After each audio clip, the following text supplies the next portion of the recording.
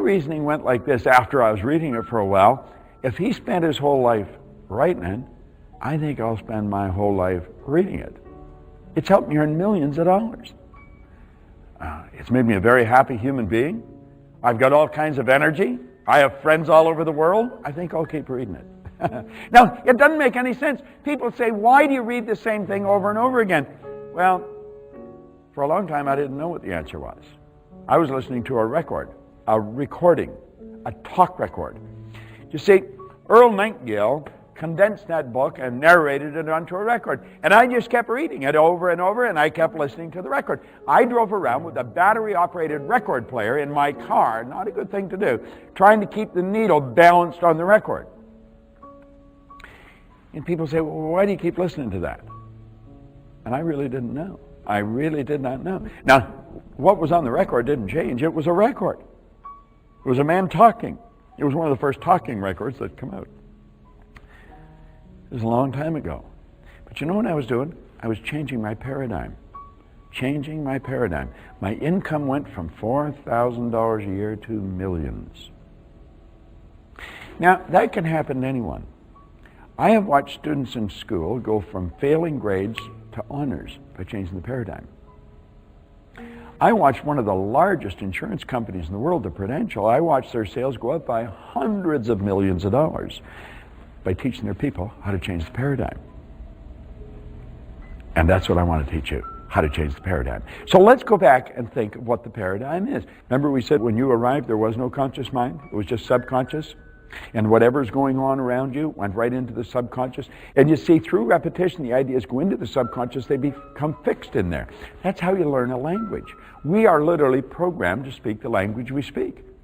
Do you know that if you were born into a home that's bilingual, you would grow up with 2 languages? I do work over in Asia, and I have a chap who's a friend of mine in Kuala Lumpur, has a little boy. At 4, the little boy could speak 4 different languages. It was sort of blowing me away. They thought nothing of it. There's some places where everybody's multilingual because there's all kinds of languages spoken. And you see, the baby doesn't have the ability to say, I can't learn the language, so they learn it. Of course, you didn't have the ability to say, I can't learn the language that I've learned, and so you learn it. Do you know that if you were to take a baby out of a suburb in New York City into an English-speaking family, and take and put that baby into a home in a suburb of Beijing, that baby'd grow up fluent in Chinese, absolutely no knowledge of the English language, and of course, vice versa. The baby from China would grow up speaking English, no knowledge of the English language. We are a product of our environment. There's no question about it. Now, when ideas go in over and over and over, they become fixed here in the subconscious mind. And you've already looked at that. You've learned that lesson. And it's the fixed ideas that are controlling our behavior. We are literally programmed to live the way we're living. Now, the question is, how do we change it? Well, let's think of it this way. The paradigm controls the behavior produces the result. Now, I want you to take a look at results in your life that you do not like. Understand that there's a law of opposites. So you take a look at the R, you'll see up in the upper left-hand side of the R, there's a minus sign. On the upper right-hand side of the R is a positive sign. Now, your results are either going to be negative or positive. And the fact is, they'll be both. Some results are negative, some are positive. Now let's suppose that there's a negative with your income. And you want to change your income.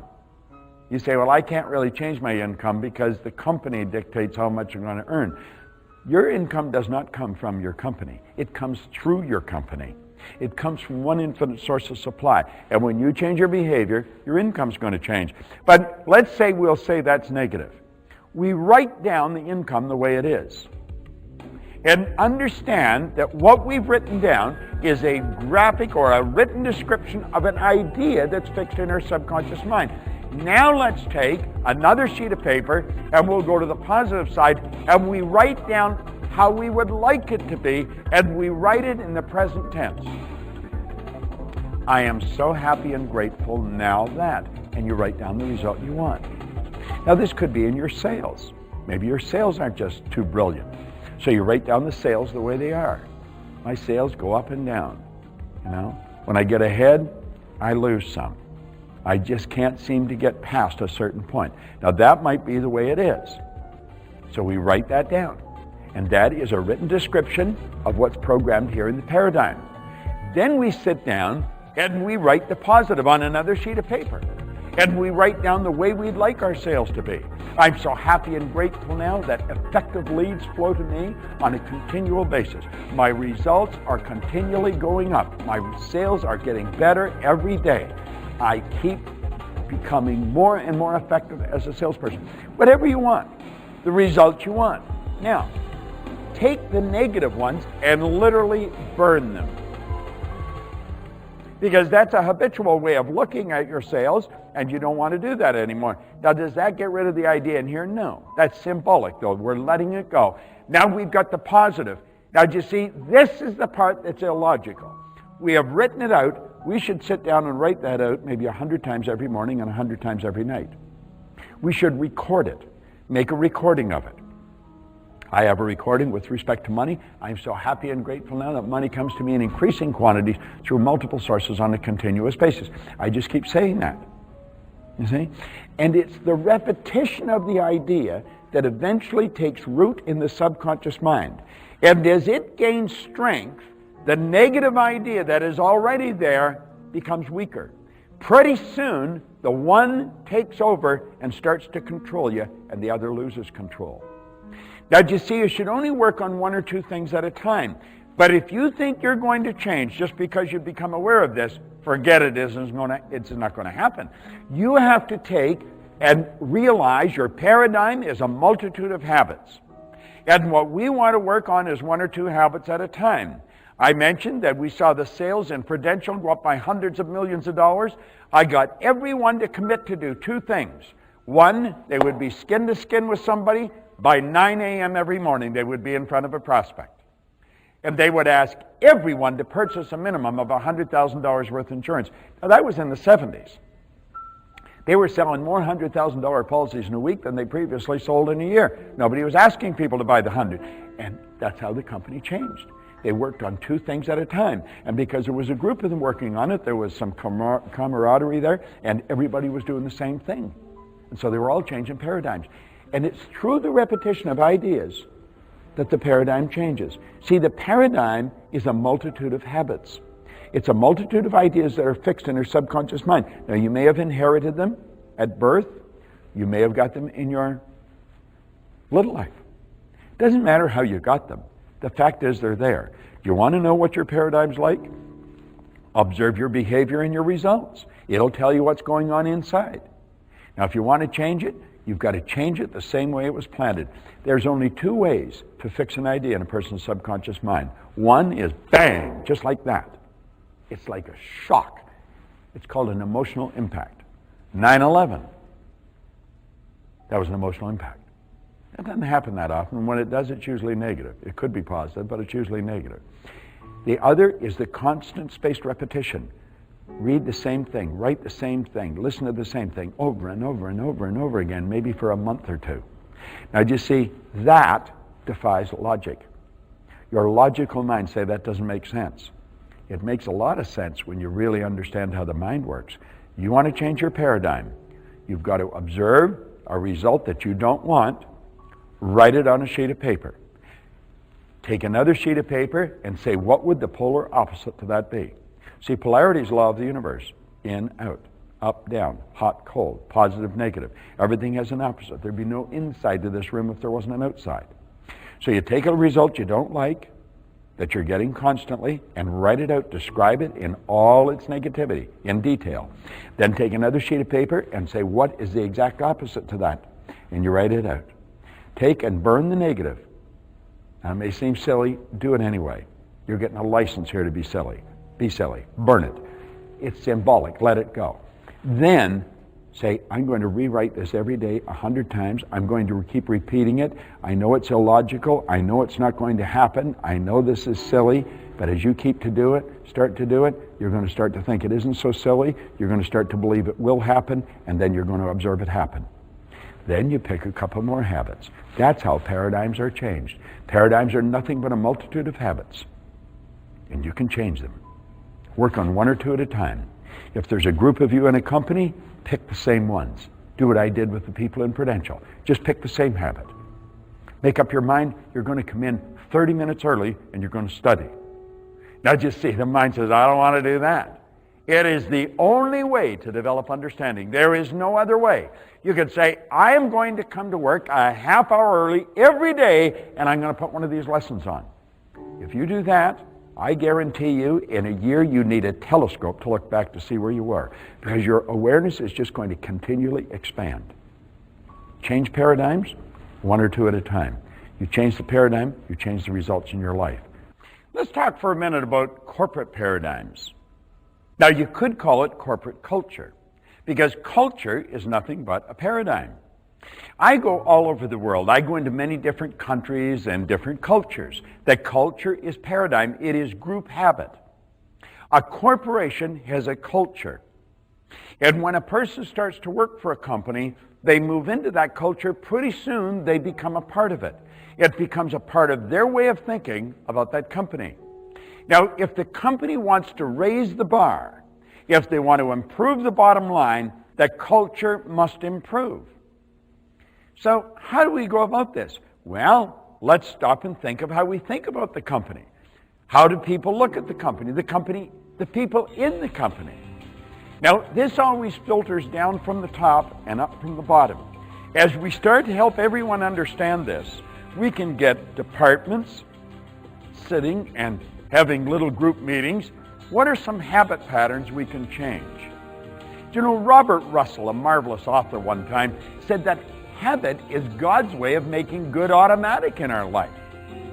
We don't have to put in longer hours in any department in a company. We don't have to work harder. But if we change some of our habitual way of operating in this particular department, we would find it would become much more effective. So let's understand there is a corporate paradigm, corporate culture. That is nothing but a multitude of habits. See, the people of the company. Think of this for a moment. If you take the people out of a company, you don't have a company anymore. All you've got is a brick and mortar edifice with a bunch of stuff in it. You go into a hotel. Take all the employees out of a hotel, you don't have a hotel. You've got a building with a lot of stuff in it. A hotel is the people. A company is the people. And people operate with individual paradigms, and then when we come together, we have a corporate paradigm or a corporate culture. So small groups can get together in a department. It could be in an administration or the accounting. It could be in a machine shop. It could be in the sales department. And say, what are some habits that we're involved here, habit of way we operate? It's something that we all do automatically. It's part of our culture. It's part of our paradigm. And brainstorm it and start to see that there's all kinds of them. Then as a group, decide on one or two that as a group you're going to change. Now make no mistake about it. When you change habits, I don't care whether it's at work or at home, you improve your life. So the time you spend in your department improving the culture or the paradigm of that department, your whole family is going to benefit from it, because what you've done is you bring more of you to the party. We get rid of some of the negative habits and we develop positives. In fact, we replace the negative with the positive. So do you know, people say, well, the company won't really appreciate it. It doesn't matter whether the company appreciates it. It's how are you going to benefit from it? Every part of your life will benefit, and I would say the company will appreciate it. But it's done by individuals, because the department is nothing but a group of individuals. And so we do it on an individual basis, we can do it on a group basis. Everything starts to improve when we change the corporate paradigm, the image of the company. And that's what happens, and that's the way we do it. You will be amazed at the changes you can make. You can have a lot of fun, you can turn it into fun. And think of this, when it stops to become fun, it starts becoming work. Love what you do. Get excited about it. Get excited about changing it. Make it better. You know, there's a good example. Tiger Woods is without question the greatest golfer in the world, possibly the greatest athlete in the world. Do you know that the person that comes second is quite a way behind him? He is the best in the world, and yet he changed his swing twice to become better. Think of how he's benefited from it. Let's make up our mind, we're going to change how we operate here. And we're going to enjoy it. We're going to get rid of a bad habit and replace it with a good one of how we operate. Agree on the habit and everybody do the same thing. And then when you've got that down pat, take another one. And you're going to find the company operates better, you're going to be happier, we'll have more fun, and the whole world improves. When you change everything in your life. Trust me, I've been doing it for close to 50 years. I know it works, and you will too. It's Bob Proctor. Thank you. These last two lessons on paradigms are really powerful, so dig into them. They're packed with tools that'll help you get the results that you want. You've learned how paradigms now are the subconscious programs that control our behavior. Ideas come into our mind over and over, and then they become fixed. And so we're literally programmed to live the way we're living and to work the way we're working. The paradigm controls the behavior without any conscious thoughts on our part, and then the behavior leads to our results. Your results tell you what you're thinking at a deep level.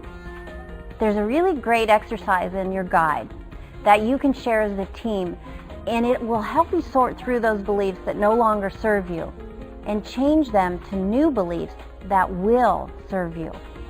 Spend as much time as you can on this and ask yourselves, what are some of the habits, what are some of the things that we all do automatically? How is that way of thinking serving us?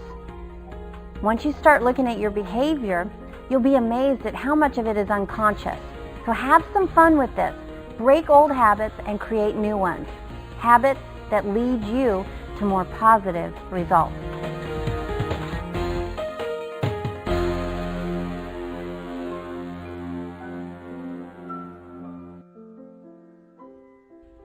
Hello, this is Sandy Gallagher welcoming you back to another lesson in Thinking into Results. I hope you're beginning to see that you have a major role in the way your work life unfolds every day. The lessons you're learning here will provide you with new opportunities to collaborate and to create and to thrive, while at the same time helping your company prosper.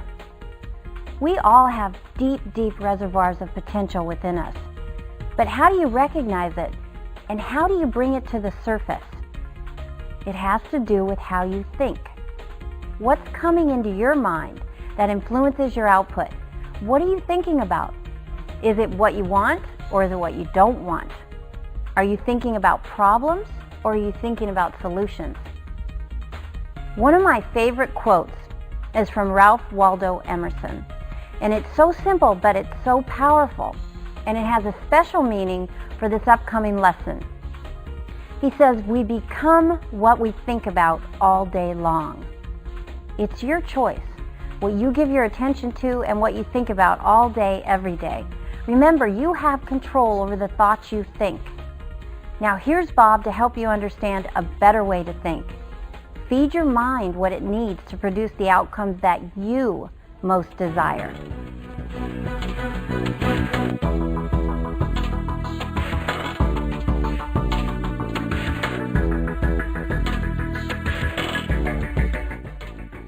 Hello there and welcome. I am going to introduce you to a concept that literally changed the course of my life. And I could take you into executive offices from Kinabalu to Kentucky. And the executive officers would tell you that this concept literally changed the direction of their company. It made a bigger difference in the bottom line of their financial statement than any other one idea they'd ever entertained. But before I get into that idea, let me tell you how I came across it. You know, many years ago, I was sitting in a fire hall in Toronto. That was the best job I'd ever had. I was earning $4,000 a year and I owed $6,000. My whole day was filled with, how can I get these creditors off my back? And I was introduced to this book. This is the book, Think and Grow Rich by Napoleon Hill. And the man that gave it to me said, Bob, you're quite capable of changing the direction of your life. And he said, if you do what this author says, everything in your life is going to change. Now, I did not believe that. There's no way that I could believe that. But I'll tell you what I did. This guy was so adamant And he talked to me a number of different occasions that I believed in his belief in me. See, I didn't believe in myself. I had no formal education, I had no business experience, and the idea of changing my life was the furthest thing from my mind. Then he asked me, he said, well, who are you? And I said, I'm Bob. I thought it was a dumb question. I said, you know who I am? No, he said, that's who you think you are. But he said, Bob and Proctor are just two words, that's your name. Isn't it strange how we look at a person, we'll say, that's Sandy, that's Todd, that's Bob. No, that's their name, but it's not them. Bob and Proctor are two words. I'll probably use those two words for my name all the time I'm here, but it's not me. And I said, well then, this is me. No, he says, that's not you. He said, that's your body. And I'm thinking, I'm not my name, and this isn't me. See, I couldn't figure out where he was going. Now, what he was trying to do is help me understand who I was. If I was going to change the results in my life, I better know who I am. Now, do you know that you can go all the way through our educational system? You can go to some of the most prestigious universities in the world and leave there and know very little about yourself. Gather a lot of information, but not know who you are. Most people do think they're their name. They think this is me. But you've never heard anyone say, am hand. You've never heard anyone say, am head, am body. We say, my hand, my head, my body, my name, and my results. And that's how this man approached it. His name was Ray Stanford. Ray's gone now, but he was without question one of the best friends I'll ever have. And then he suggested that I read that book. He said, do you ever read anything? And I said, no, I can't read. Now that wasn't true. I could not well, but I could. You see, I found out that I read about as well as most people. Do you know the average person reads at around a grade 7 level? And that's because we learn to read by the time we're in grade 7, and we never improve upon the skill from that point on. Do you know, life it's rather strange. The most important things we never learn. Do you know that 1% of our population earns 96% of all the money that's being earned? The average person has absolutely no concept about how to earn money. We go through our educational system and never learn how. You could have a degree in economics and not learn how to earn money. Another thing we don't learn is we don't learn how to make decisions. That's why you have so many people wandering around saying, what do you think I should do? Well, you see, all this, as Ray pointed out, stems back to not knowing who we are. And so he got me thinking, and he said, start reading. He said, the secret of the ages are locked up in books. In fact, Robert Collier wrote a book, and that was the title of it, The Secret of the Ages. And he got me studying this, and I studied this book, and I kept reading, and I kept reading it, and I kept trying to do things, and everything started to change. I set a goal of earning $25,000. And, in less than a year, I was earning $175,000. Then I took it over $1 million. But if you were to ask me what I had done, I couldn't tell you. You say, well, how'd you earn the money? Well, I started a business. You see, when I set the goal of earning money, I did what this man said. I wrote the goal on a card, I put the card in my pocket, and I read it as often as possible every day. A goal card. Isn't that strange? This is the direction I'm going in my life. This is where I'm going. And so I'd read it every day. Now I had on the card that I was going to earn this $25,000. What'd that do? That caused me thinking of earning money. Now prior to that I was thinking of debt. You'd say, well, is thinking of debt a bad thing? Well, we become what we think about. You say, but what about getting out of debt? If your goal is to get out of debt, it's the worst goal you'll ever set, because you're thinking that you'll be in it. You've got to think prosperity. And so I started to read this card, and I started to hear people talking about earning money. Somebody said there's good money cleaning floors. I said, I'm not proud, I'll clean floors. Well, I ended up cleaning floors in Toronto, Montreal, Boston, Cleveland, Atlanta, London, England. I kept reading this book. And then I found Earl Nightingale's condensed narration of this book, and I started to play a long playing record, drive around with a record player in a car. My behavior was rather strange. I didn't know anyone else that was doing this. And anyone that knew me didn't know anyone else that was doing it. And they thought, why is he doing this? And I didn't know. Now, my life changed so dramatically, and I couldn't find anyone that could tell me what really happened. Now, most people that earn a lot of money, they're not really interested in what they do so different. They just enjoy the money. That didn't settle with me. I wanted to know, why did I change? See, I had been raised to believe if you don't go to school, you can't win. I was raised to believe if you haven't got business experience, you can't get a good job. I was raised to believe all kinds of things that are not true. They are not true. Now, I'm not anti-education. I made sure my kids went through school. In fact, I think studying and education is sacred. I have a great library of books now. That was the first book I ever read. I have thousands of books. And I've been reading them all, and I've been reading now for 50 years. I just can't read enough. I want to learn more, but I wanted to find out why I changed. And I couldn't find anybody that could tell me. I could find no one that could tell me. I thought it was the book and the records. I bought the book and I gave it to people, and I gave them records, and nothing happened. Well, I began to study, and I was living in Chicago at the time, and I heard about a man in Vancouver, British Columbia. His name was Leland Val van der Waal. He was a great big man. And they said, you should go and listen to him. He's wise. He knows a lot of different things that people don't know. So I flew out to British Columbia. And when he was finished speaking, I went over and I said, I'd like to spend a couple hours with you. And I remember him looking at his watch, and he said, well, I'd probably like to spend a couple hours with you too. But he said, I've got to catch a plane. And I said, I didn't mean right now. I've got to catch a plane too. He said, where are you going? I said, I've got to go back to Chicago. He said, what are you doing in Chicago? I said, I live there. He says, you came all the way here for this seminar? And I said, yes. If I had known what I was going to get, I'd have walked all the way here. Now, I think he was impressed that I had traveled so far. But you know, when this man walked on the stage, the second he opened his mouth, I knew that he knew what he was talking about. And I made up my mind I was going to get to know him. Well, as it turned out, he wasn't going to be in Chicago anytime in the near future, but he was going to be in Toronto in a couple of weeks. And I said, I'm actually from Toronto. My family's still there, and I said, I'll fly over and meet you. Well, the two of us sat down in the Skyline Hotel. And it was supposed to be for a couple hours. We were there for 3 days. And he and I were just like that right up until he passed away. He was a phenomenal human being. He was wise. He had information that not many people have.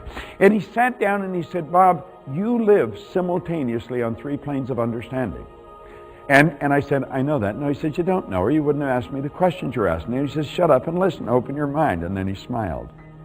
He said, you are a spiritual being. You have an intellect and you live in a physical body. 3 different planes of understanding. And he said, the mind is the greatest power in all of creation. And he quoted Dr. J.B. Ryan from Duke, who was alive at the time. And Ryan probably did more study into the power of the mind than anyone alive. And Dr. Ryan said, the mind is the greatest power in all of creation. Now he said, tell me what your front door looks like. And I thought, how can he go from the mind to my front door? And I said, what's that got to do with it? He said, just listen to me. What does your front door look like? So I described it to him. He said, tell me what your car looks like. What color is it? I said, it's white. He says, is it big or small? I said, well, it's fairly big. He said, there are 2 doors, 4 doors. And I said, there are 4 doors. He said, what color is the interior? And I said, it's tan. He said, see, you can describe your front door and you can describe your car, can't you? He said, tell me what color your refrigerator is. So I told him. He said, there are 2 doors or 4 doors? I said, there's 2 doors. He said, top and bottom or sides? And I said, top and bottom. He said, do they open to the left to the right or the right to the left? And I sort of stared into space. He says, now you see, you've gone to your kitchen. You went into your kitchen and you mentally saw which way those doors open. Now he said, tell me what your mind looks like. I said, what? He said, tell me what your mind looks like. I said, I don't know. He said, are you inclined to think of the brain when I asked you that? And I said, yeah. He said, your brain is not your mind any more than your fingernail is. He said, this is one of the great problems in life. No one has ever seen the mind. And yet it's the mind that has to be changed if you're going to change results. Now he said, when I said think of your door, he said, I activated vocal cords. I set up a sound. It's a light message. Your hearing sense picked it up. And that light message went screaming down a nerve passageway and struck a group of cells in your brain. Those cells increased in amplitude of vibration, and the picture that's in them flashed on the front of your mind. So as I said your front door, like that, a picture of the door come up. And I said your car, a picture of the car come up. Your refrigerator, picture of the refrigerator come up. But when I asked you to think of the mind, no picture. He said, you see, you have no cells of recognition for the mind. That's why people go in for analysis, and they go for years. You know why? They're trying to change something, they don't have a picture. And you and I think in pictures. We think in pictures. When I asked you to think of the car, a picture come on the screen of the mind. Now he said there was a doctor in San Antonio, Texas that understood that way back around 1934. And he said, you know, we've got a problem in the healing arts.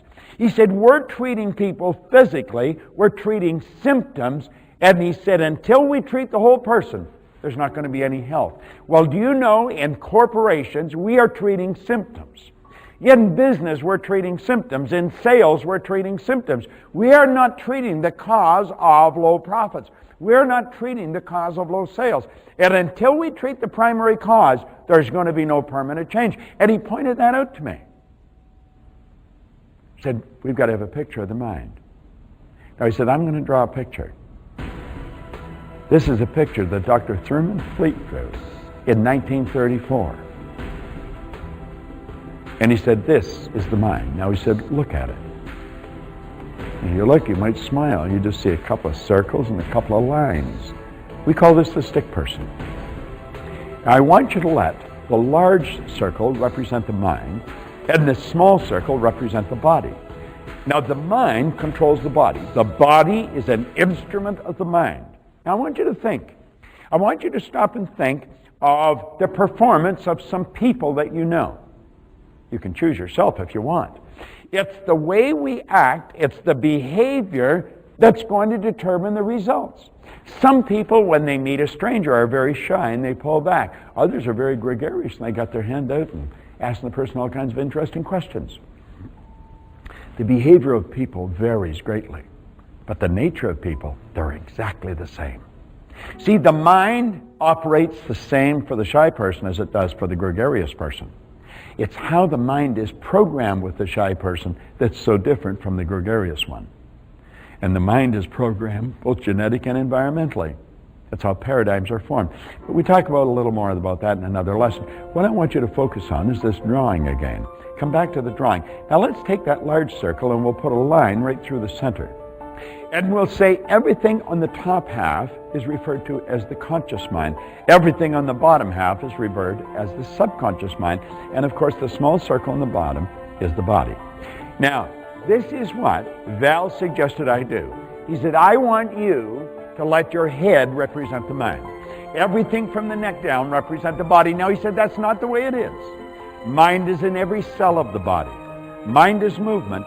Body is the manifestation of the movement. But we've got to have a picture to operate with. So the top half of the drawing is the conscious mind. That is the thinking mind. The bottom half is the subconscious, and that is the emotional mind. And of course, it's what's going on in the emotional mind that's going to determine what the body does. How do the ideas get into the emotional mind? Well, we put them there. Now, you see, there is a great power that's flowing to and through us, and it never stops. And as this power flows into the consciousness, we have the ability to think. Do you know what the problem with most people is? They don't think. Do you see those little lines growing out of the conscious mind? They're called sensory factors. We can see, hear, smell, taste, and touch. And the sensory factors is what feeds information into the consciousness from the outside world. Now, we have been conditioned to live through those sensory factors. We've been conditioned to go by what we see, hear, smell, taste, and touch. As little kids in school, we get a report card. And the report card tells us what kind of student we are. And so we look at the report card, the teacher looks at the report card, we take it home, the parent looks at the report card, and that tells us what kind of a student we are, doesn't it? The truth is, it really doesn't. But that's the belief system we're operating with. The report card actually tells us where our mind was at for a few minutes, maybe 3 weeks ago. It has absolutely nothing to do with potential, but that's what the child believes. That's what the parent believes, and then we start treating them according to the grades they got on the card. Now that's rather sad, because when we leave school, we let the sales sheets dictate what kind of a salesperson we are. We let the balance sheet dictate what kind of an organization we are. And we let the balance sheet control everything we plan to do. The balance sheet is the report card. It just tells us what was going on in the past. It has absolutely no bearing with what's going to go on in the future unless we let it. And unfortunately, we've been letting it. You see, this little stick person here that we're looking at is every person. That's every person in an organization. And as the people start to understand how their mind operates and why they're doing what they're doing, I guarantee you the report card will change. It will change so dramatically, it will shock the person. And that's what happened to me. Here was a guy with no formal education, no business experience, a very poor work record, and like that, he was building a company that operated in a number of different cities, in 3 different countries, doing millions of dollars volume, and he had absolutely no idea what he was doing. He was operating with a picture. He had a picture in his mind of what he wanted, and through repetition, he planted that picture in the subconscious mind. And what was planted in the subconscious mind had to move into form.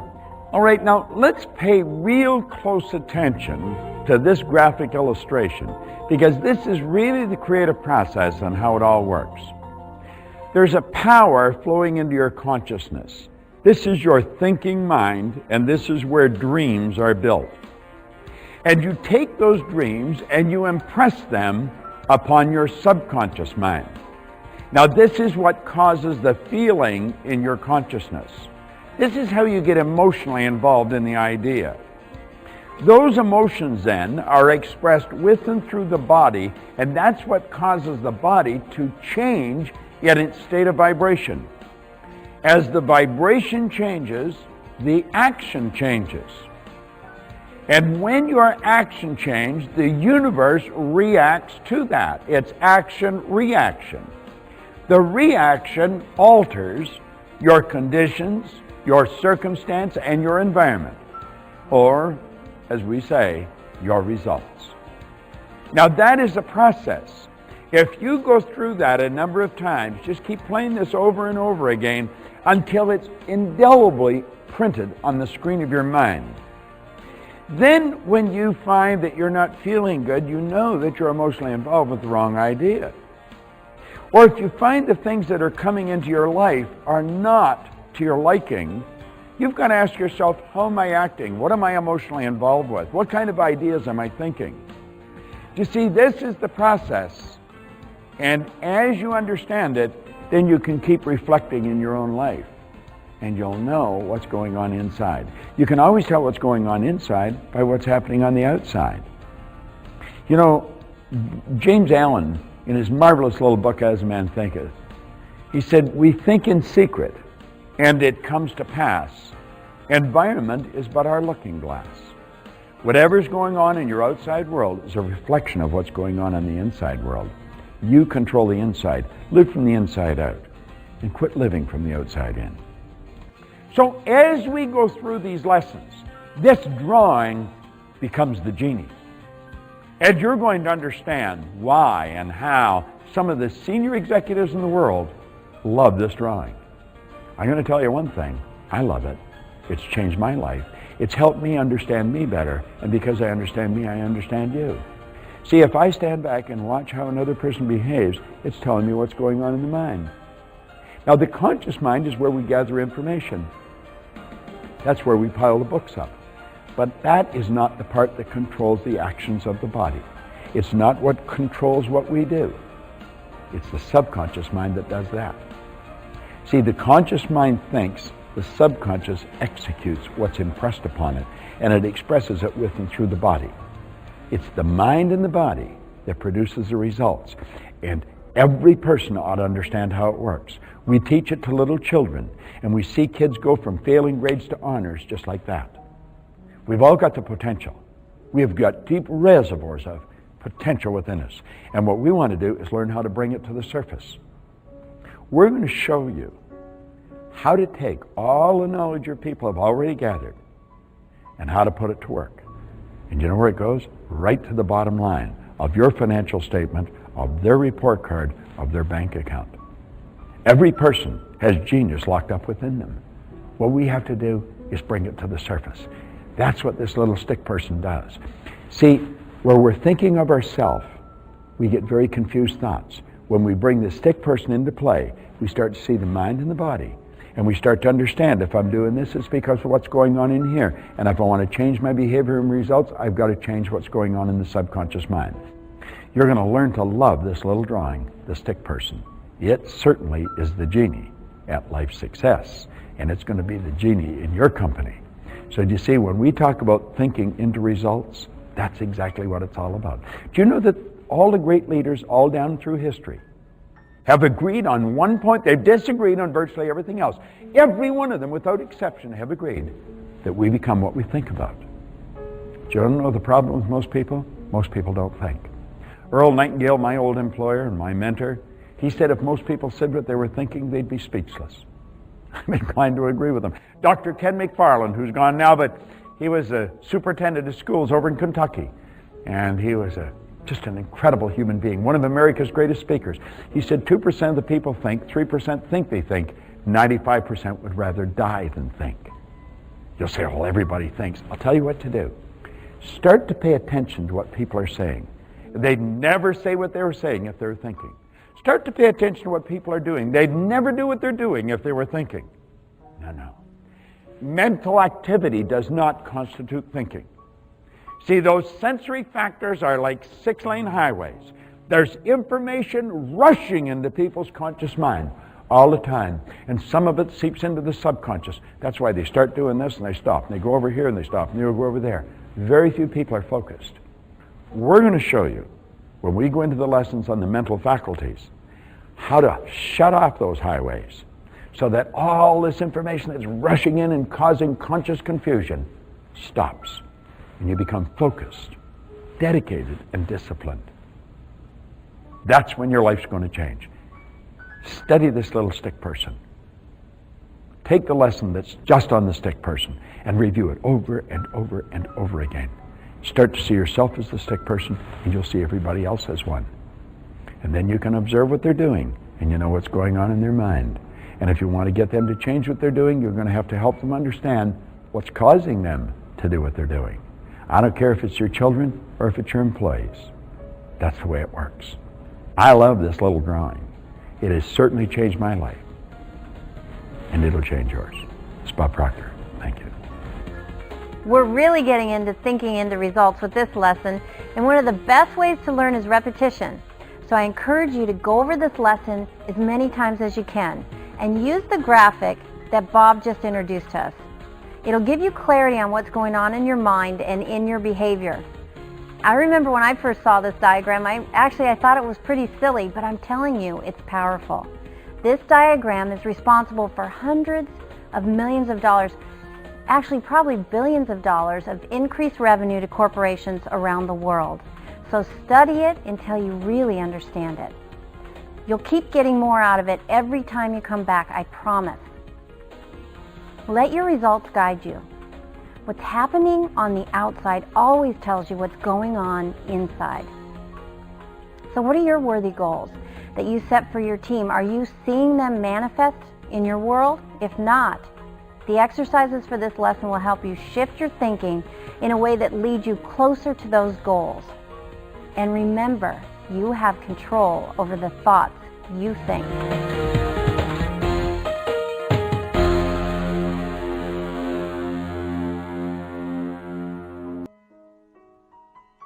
Greetings everyone, this is Sandy Gallagher welcoming you back to another lesson of Thinking into Results. Today you're going to start using a mind-altering toolbox that contains the secrets to mastering your world. You can't let what's going on outside of you control your mind. You are in charge of you. It's really very simple. You already have in your possession 6 mental tools that, used properly, will help you create a world to your liking. They're right here in your mind, waiting to be activated. They are perception, will, imagination, memory, reason, and intuition. These tools will empower you to get the results that you want. That's why we call this program Thinking into Results. We're teaching you how to think about what you want and accomplish it with ease.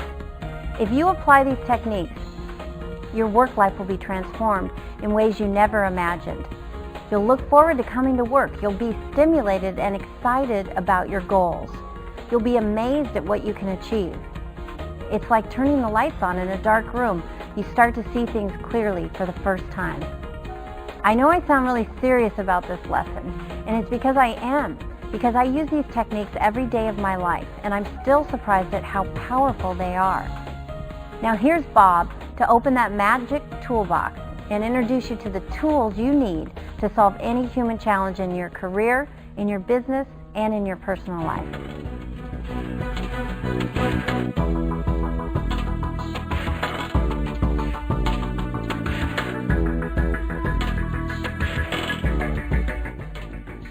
You know, we've mentioned on 2 or 3 occasions that we have these sensory factors. They're like little antennae sticking out of our conscious mind.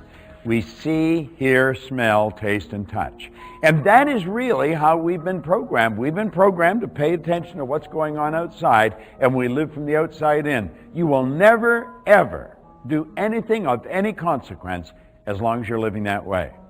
Do you know, Napoleon Hill said that an educated person is not necessarily a person with an abundance of general or specialized knowledge.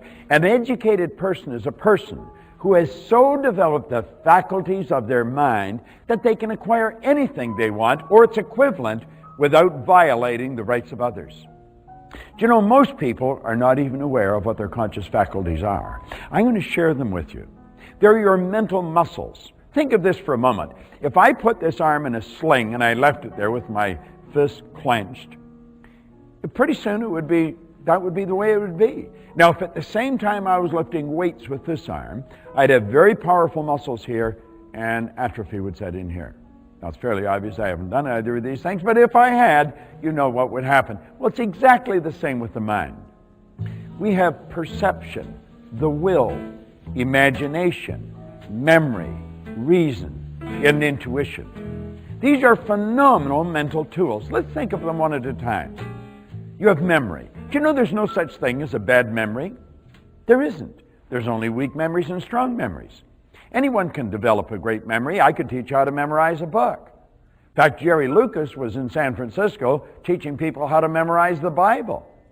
Now, the average person has difficulty remembering their way home, but we've got a marvelous memory. Memory is developed through association, ridiculous association. I would recommend you go and get a good book on memory and start to study it. Now, there's a way to remember names and a way to remember numbers, and there's little techniques you can use. And the way you remember numbers is not the way you remember names, but they're little games. Find out about them, study them, and develop your memory. You've got a phenomenal memory. Then you have reason. Now, reason is what gives us the ability to think. Do you know, thinking is the highest function of which we're capable of.